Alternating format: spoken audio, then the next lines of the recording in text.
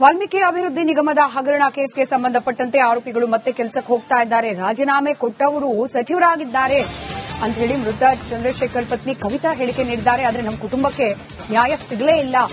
PF ಹಣಕ್ಕೆ ಬೆಂಗಳೂರಿಗೆ ಸುತ್ತಾಡಿ ಸುಸ್ತಾಗಿ ಹೋಗಿದೆ. 3 ವರ್ಷ ಆದರೂ ಕೂಡ ನಮಗೆ ನ್ಯಾಯ ಸಿಗ್ತಿಲ್ಲ ಅಂತ ಚಂದ್ರಶೇಖರ್ ಅವರ ಪತ್ನಿ ಕವಿತಾ ಅಳಲನ್ನ ತೋಡ್ಕೊಂಡಿದ್ದಾರೆ. ವಾಲ್ಮೀಕಿ ನಿಗಮದಲ್ಲಿ ಹಗರಣ ನಡೆದಿದೆ ಅನ್ನೋ ಪ್ರಕರಣ ಬೆಳಕಿಗೆ ಬಂದಿದ್ದೇನೆ. ಚಂದ್ರಶೇಖರ್ ಅವರ ಆತ್ಮಹತ್ಯೆ, ಶಿವಮೊಗ್ಗದಲ್ಲಿ ನಡೆದ ಘಟನೆ, ಚಂದ್ರಶೇಖರ್ ಅವರ ಆತ್ಮಹತ್ಯೆ ಪ್ರಕರಣ. ಈಗ ಇದೇ ಪ್ರಕರಣದಲ್ಲಿ ಯಾರೆಲ್ಲ ಆರೋಪಿಗಳು ಅಂತ ನಿಂತಿದ್ರು ಅವರೆಲ್ಲ ಆರಾಮಾಗಿದ್ದಾರೆ. ಆದ್ರೆ ಅನ್ಯಾಯ ಆಗಿರೋದು ನಮ್ಮ ಕುಟುಂಬಕ್ಕೆ ಅಂತ ಹೇಳಿ ಚಂದ್ರಶೇಖರ್ ಅವರ ಪತ್ನಿ ಅಳಲನ್ನ ತೋಡ್ಕೊಂಡಿದ್ದಾರೆ.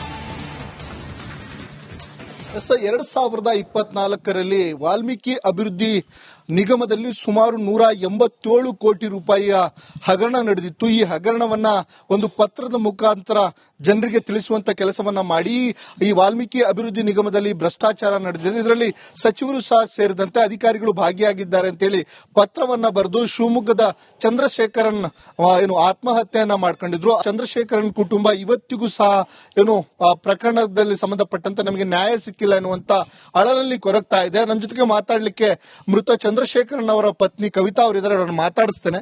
ಮೇಡಮ್, 2 ವರ್ಷಗಳಾಯ್ತು. ಈ ಪ್ರಕರಣದಲ್ಲಿ ಯಾರು ಆರೋಪಿ ಸ್ಥಾನದಲ್ಲಿದ್ರೋ ಈಗ ಮತ್ತೆ ಸಚಿವರಾಗಿ ಪ್ರಮಾಣ ವಚನ ಏನ್ ಹೇಳ್ತೀರಾ ಮೇಡಮ್? ಸರ್, ಅದೇ ಹೇಳ್ತೀನಲ್ಲ, ಆರೋಪಿಗಳೆಲ್ಲ ಆರಾಮಾಗೇ ಇದ್ದಾರೆ ಸರ್. ಅವ್ರಿಗೆ ಯಾವುದೇ ರೀತಿ ಶಿಕ್ಷೆಗಳಾಗಿಲ್ಲ, ಯಾವ್ದು ಕೋರ್ಟ್ ಸಮೇತ ಅವ್ರಿಗೆ ಏನು ಮಾಡಿಲ್ಲ. ಅವರೆಲ್ಲ ಡ್ಯೂಟಿಗೆ ಹೋಗ್ತಿದ್ದಾರೆ, ಸ್ಯಾಲ್ರಿ ತಗೊಳ್ತಿದ್ದಾರೆ, ಅವ್ರ ಲೈಫ್ ಅವ್ರು ಸೆಟ್ಲ್ ಮಾಡ್ಕೊಂಡಿದ್ದಾರೆ.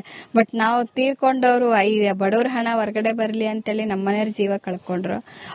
ಅವ್ರದ್ದು ಇನ್ನು ಸೆಟ್ಲ್ಮೆಂಟ್ಗಳು ಒಂದು ಆಗಿಲ್ಲ ಸರ್. ನಮಗೆ PF ಆಗ್ಲಿ, ಗ್ರಾಜ್ಯುಯೇಟ್ ಆಗ್ಲಿ, ಡೆತ್ ಫಂಡ್ ಏನೂ ಬಂದಿಲ್ಲ. ಪೆನ್ಷನ್ ಸಮೇತ ನಮಗೆ ಸೆಟ್ಲ್ ಆಗಿಲ್ಲ ಸರ್. PF ಸೆಟ್ಲ್ ಆದ್ರೆ ನಮಗೊಂದು ಪೆನ್ಷನ್ ಸೆಟ್, ಅದೇನು ತುಂಬಾ ಬರಲ್ಲ ಸರ್. ಒಂದು 4,000 ರೂಪಾಯಿನೂ 4,000 ಬರುತ್ತೆ. ನಮ್ ಜೀವನಕ್ಕೆ ತೊಂದರೆ ಆಗ್ತಿದೆ ಸರ್. ಇನ್ನೊಬ್ಬ ಮಗನೂ ನಾನು ಓದಿಸ್ಬೇಕು. ನಾನು ಅದಕ್ಕೋಸ್ಕರ ಕಷ್ಟಪಡ್ತಾ ಇದೀವಿ. ಬಟ್ ಆಫೀಸ್ಗಳಿಗೆ ತಿರುಗಿ ನಮಗೂ ಸಾಕಾಗಿದೆ ಸರ್. ಇವಾಗಂತೂ ನಾನು ಎಲ್ಲೂ ಹೋಗ್ತಾ ಇಲ್ಲ ಸರ್. ಯಾವಾಗ ಬರುತ್ತೋ ಬರ್ಲಿ ಅಂತ ಬೇಜಾರಾಗಿ ಇದ್ ಮಾಡ್ತೀವಿ. ಬಟ್ ಇವಾಗ ನೋಡಿದ್ರೆ ಅವ್ರಿಗೆಲ್ಲ ಅನುಕೂಲಗಳಾಗ್ತಾ ಇದೆ. ಇದರಿಂದ ಸರ್ಕಾರಕ್ಕೆ ನಾವು ಕೇಳ್ಕೊಳ್ಳೋದೇನಂದ್ರೆ ನಮ್ಗೊಂದು ನ್ಯಾಯ ಕೊಡಿಸಿ, ನಮ್ಗೊಂದು ಸೆಟ್ಲ್ಮೆಂಟ್ಗಳು ಮಾಡ್ಕೊಡಿ ಅಂತ ಸರ್ಕಾರದ ಮುಂದೆ ನಾವು ಕಳಕಳಿಯಾಗಿ ಕೇಳ್ಕೊತಾ ಇದೀವಿ ಸರ್. 2 ವರ್ಷ ಆಯ್ತು ಮೇಡಮ್. 2 ವರ್ಷದಿಂದ ನೀವು ಮತ್ತೆ ಅಧಿಕಾರಿಗಳ ಮನೆ ಬಾಗಿಲಿಗೆ ಅಥವಾ ಕಚೇರಿಗಳಿಗೆ ಅಲಿಯುವಂತ ಕೆಲಸಗಳಾಗ್ತಾ ಇದ್ದಾವೆ. ನಿಮ್ಗೆ ಯಾವುದೇ ರೀತಿ ಪರಿಹಾರಗಳು ಯಾವುದು ಬಂದಿಲ್ಲ? ಇಲ್ಲ ಸರ್, ನಮ್ಗೆ ಯಾವುದೇ ಪರಿಹಾರ ಬಂದಿಲ್ಲ. ಅಧಿಕಾರಿಗಳ ಮನೆಗೂ ತಿರುಗಿದೀವಿ. ಅಧಿಕಾರಿಗಳಿಗೆ ಫೋನ್ ಮಾಡಿದ್ರೆ ಫೋನ್ ರೆಸ್ಪಾನ್ಸ್ ಮಾಡೋದಿಲ್ಲ.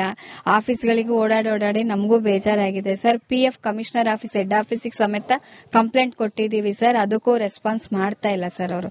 ಇದುವರೆಗೂ ನಮ್ಗೆ ಆ ಕಂಪ್ಲೇಂಟ್ ಕೊಟ್ಟಿದ್ದಕ್ಕೆ ಒಂದು 5 ಸಮೇತ ನಮ್ಗೆ ಇದಿಲ್ಲ ಸರ್. ಕಾಪಿ ಇದೆ ನನ್ನ ಹತ್ರ, OC ಕಾಪಿ ನಾನು ಕೊಟ್ಟಿರೋ ಕಂಪ್ಲೇಂಟ್ ಕೊಟ್ಟಿಗೆ 2 ವರ್ಷ ಆಗ್ತಾ ಬಂತು ಸರ್. ಅದಕ್ಕೂ ರೆಸ್ಪಾನ್ಸ್ ಇಲ್ಲ ಸರ್. ನಮ್ಗೆ ಏನೇನೂ ರೆಸ್ಪಾನ್ಸ್ ಇಲ್ಲ ಸರ್. 187 ಕೋಟಿ ಅವ್ಯವಹಾರ ಆಗಿದೆ ಅಂತೇಳಿ ಪತ್ರ ಬರೆದಿದ್ರು. ಸಚಿವರ ರಾಜೀನಾಮೆನ ಆ ಕ್ಷಣದಲ್ಲಿ ತೆಗೆದುಕೊಂಡಿದ್ರು. ಆದ್ರೆ ಈಗ ಮತ್ತೆ ಅವರೇ ಸಚಿವರಾಗಿ ಪ್ರಮಾಣ ವಚನ ಸ್ವೀಕರಿಸಿದ್ದಾರೆ, ಅಧಿಕಾರ ವಹಿಸ್ಕೊಂಡಿದ್ದಾರೆ. ಏನ್ ಅನ್ಸುತ್ತೆ ಮೇಡಮ್ ಇವೆಲ್ಲ ನೋಡಿದಾಗ? ಅದೇ ಹೇಳ್ತೀನಲ್ಲ ಸರ್, ಸರಿಯಾದ ತನಿಖೆನೂ ಆಗಿಲ್ಲ, ಇದಕ್ಕೆ ನಮಗೆ ನ್ಯಾಯನೂ ಸಿಕ್ಕಿಲ್ಲ. ಸತ್ತವರಿಗೆ ಬೆಲೆನೇ ಇಲ್ದಂಗ್ ಆಗೋಯ್ತು ಸರ್. ದುಡ್ಡು ಅವ್ರವ್ರು ಹಣ ತಗೊಂಡ್ರು, ಅವ್ರವ್ರು ಲೈಫ್ ಸೆಟ್ಲ್ ಮಾಡ್ಕೊತಿದ್ದಾರೆ. ಬಟ್ ನಾವು ಸತ್ತವ್ರು ಎಲ್ಲ ಹೋಗ್ಬೇಕು ಸರ್? ನಾವ್ ಯಾವ ರೀತಿ ಕಷ್ಟಪಡ್ತಿದೀವಿ. ಈಗ ಅಟ್ಲೀಸ್ಟ್ ನಮ್ಮ ಮನೆಯವರಿದ್ರೆ ನಮ್ಗೊಂದು ಸ್ಯಾಲ್ರಿ ಚೆನ್ನಾಗಿತ್ತು, ನಮ್ಮ ಮಕ್ಕಳಿಗೆ ಓದಿಸ್ಕೊಂಡು ನಾವೊಂದು ಜೀವನ ಮಾಡ್ತಾ ಇದ್ವಿ. ಈಗ ಯಾವ್ದು ಇಲ್ದಂಗ್ ಆಯ್ತಲ್ಲ ಸರ್. ಮಗನಿಗೆ ಯಾವ್ದೋ ವಾಚ್ಮ್ಯಾನ್ ಡ್ಯೂಟಿ ಕೊಟ್ಟಿದ್ದಾರೆ, ಆತರ D ಗ್ರೂಪ್ ಅಲ್ಲಿ ಒಂದು ಕೊಟ್ಟಿದ್ದಾರೆ. ಆತರ ಕೊಟ್ಟಾಗ ನಾವು ಜೀವನ ನಿವಾರಣೆ ಹೆಂಗ್ ಮಾಡ್ಲಿ ಸರ್ ನಾನು? ಹಾಗಾದ್ರೆ ನ್ಯಾಯ ಇಲ್ವಾ ಸರ್? ಹಂಗಾರೆ ಸರ್ಕಾರದಲ್ಲಿ ಏನೋ ಇದಿಲ್ಲ. ಹಂಗಾರೆ ಸರ್ಕಾರನೇ ನಮಗೆ ರೆಸ್ಪಾನ್ಸ್ ಮಾಡಿಲ್ವೇನೋ ಅನ್ಸುತ್ತೆ ಸರ್ ಒಂದೊಂದ್ಸರಿ. ಇಷ್ಟೆಲ್ಲ ಕಷ್ಟ ಇದ್ರು ನನ್ನ ಮಕ್ಕಳಿಗೋಸ್ಕರ ಸರ್ ದಯವಿಟ್ಟು ನ್ಯಾಯ ಕೊಡಿ ನಮಗೆ. ನಮ್ಮ ಮನೆಯದ್ದು ಸೆಟ್ಲ್ಮೆಂಟ್ ಮಾಡಿ ಕೊಡಿ, ಮಗನ್ಗೆ ಒಳ್ಳೆ ಜಾಬ್ ಕೊಡಿ ಸರ್. ನಾವು ಅದನ್ನೇ ಕಳಕಳಿಯಾಗಿ ಕೇಳ್ಕೊಂತಾ ಇದೀವಿ ಸರ್. ಇದಿಷ್ಟು ಮೃತ ಚಂದ್ರಶೇಖರನ್ ಅವರ ಪತ್ನಿ ಕವಿತಾ ಅವರ ಮಾತು. ಸರ್ಕಾರ ಇಲ್ಲಿಯವರೆಗೆ ನಮಗೆ ಯಾವುದೇ ರೀತಿಯ ಸೆಟಲ್ಮೆಂಟ್ ಗಳನ್ನ, PF ಹಣ ಆಗಿರಬಹುದು, ಅವರ ಗ್ರಾಜ್ಯುಟಿ ಹಣಗಳಾಗಿರ್ಬೋದು, ಯಾವುದೇ ಹಣಗಳನ್ನ ಇಲ್ಲಿವರೆಗೆ ಪಾವತಿ ಮಾಡಿಲ್ಲ. ಒಂದು ನ್ಯಾಯವನ್ನ ಕೊಡಿಸಬೇಕು, ಮತ್ತೊಂದು ಮಗನಿಗೆ ಉತ್ತಮವಾದ ಕೆಲಸವನ್ನ ಕೊಡಬೇಕು, ಮತ್ತು ಜೊತೆಗೆ ಬರಬೇಕಾದ ಎಲ್ಲಾ ರೀತಿಯ ಪರಿಹಾರ ಹಣವನ್ನ ಸರ್ಕಾರ ಪಾವತಿಸಬೇಕು ಎನ್ನುವಂತ ಒತ್ತಾಯವನ್ನ ಮಾಡಿರುವಂತದ್ದು. ಭೀಮಾ ನಾಯಕ್, ರಿಪಬ್ಲಿಕ್ ಕನ್ನಡ, ಶಿವಮೊಗ್ಗ.